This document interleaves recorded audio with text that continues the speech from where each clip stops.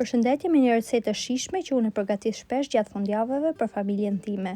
Vazhdo me përgatitjen, në fillim do të marrim 1.5 gota qumësht, afërsisht 300 ml, 5 lugë sheqer, 7 gram maja bire dhe të bardhën në një vezë.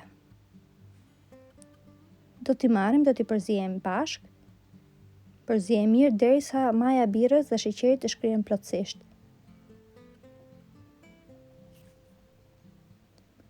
Më pas do të hedhim miellin. Gjithsej do përdorim 4 gota miell, 500 deri në 550 gram. Do ta përzijem mirë miellin. Ta punoj mirë brumin me dorë. Më pas do t'i hedh pak fare kripë tek brumi.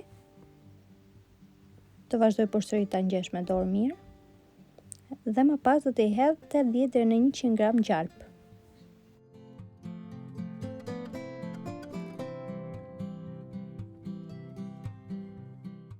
Pas i hedh gjalpin, përsëri do ta punoj mirë brumin me duar për 2-3 minuta pa ndaluar.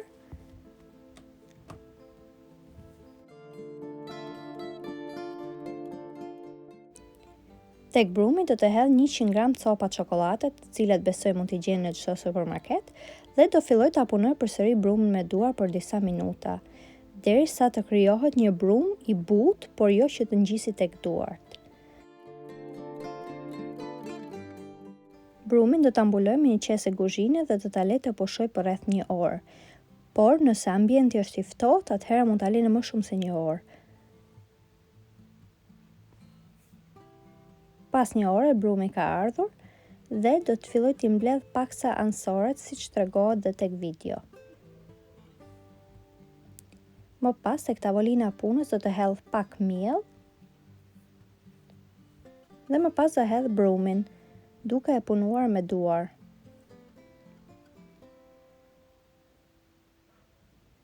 Të vazhdoj ta punojmë paksa dhe do ta hap në formë të rrumbullakët.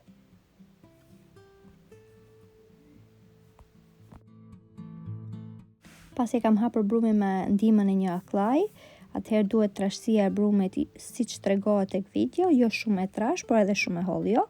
Me ndihmën e një gote do filloj ta pres brumin në forma rrethore, siç tregohet dhe tek video.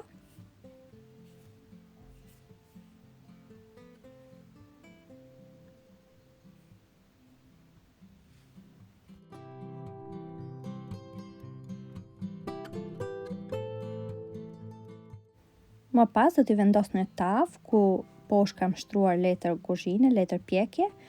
Nëse nuk keni letër pjekje, mund ta lyeni tavën me vaj ose me gjalpë. I rëndisim të gjitha në tavë. Brumin e mbetur do ta punojmë përsëri për të krijuar tjera.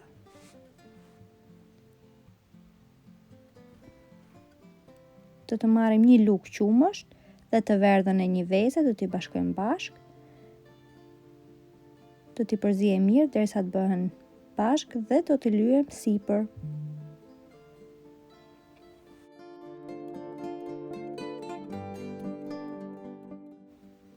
Pasi I kemi lyer të gjitha, do t'i pjekim me 180-190 gradë për 15 deri në 20 minuta. Furra duhet jetë e parangrohur, por varet dhe nga furra pjekja. Siç duken tek video tashmë janë të pjekura, janë shumë të buta dhe shumë të shijshme. Jam e sigurt që fëmijët do t'i pëlqejnë shumë. Nëse ju pëlqeu video, mos nguroni të bëni një like, një koment, dhe nëse e provoni ju bëft mirë. Shihemi në videon e radhës. Faleminderit që më ndoqët.